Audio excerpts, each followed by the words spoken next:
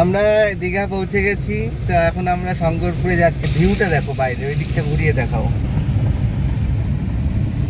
তো বন্ধুরা, সমুদ্রের ঢেউটা একটু তোমরাও একটু উপভোগ করো। দেখো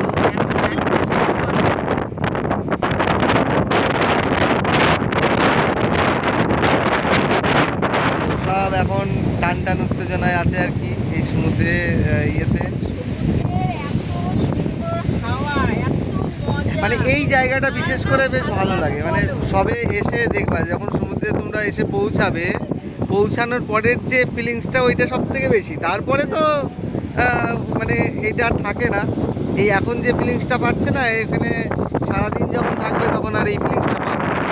প্রথমে আসার পরে একটা আলাদা অনুভূতি পাবে। হ্যাঁ, আর এখন সকালে দেখো কত মানে মনে হচ্ছে একটু ঢেউটা বেশি হচ্ছে এখানে। মানে এই যে জায়গাটা না, এই প্লেসটা খুব সুন্দর। এটা কোথায় বলো তো? এটা হচ্ছে শঙ্করপুর যাওয়ার রাস্তায় আর কি। শঙ্করপুরের যাওয়ার যে রাস্তাটা, এই যে শঙ্করপুর, এই দিকটা শঙ্করপুর যাচ্ছে আর কি। তো এই প্লেসটা খুব ভালো লাগে, দারুণ লাগে এই প্লেসটা।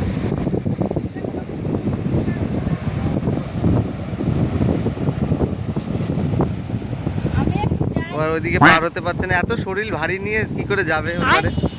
আরে যাও, শরীর ভারী হয়ে গেছে তো ওই জন্য পরে যেতে পারছে না। ঠিক বলেছো।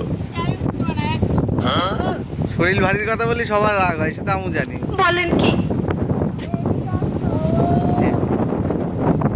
এই দেখো আমাদের ঢেপি নেমে পড়েছে সমুদ্রে। এই দেখো তোমাদের ঢেপি।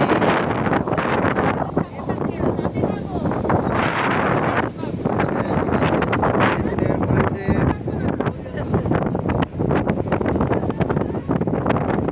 কিন্তু তোমাদের ওইদিকে যাওয়ার পারমিশন নেই, ওই পর্যন্তই।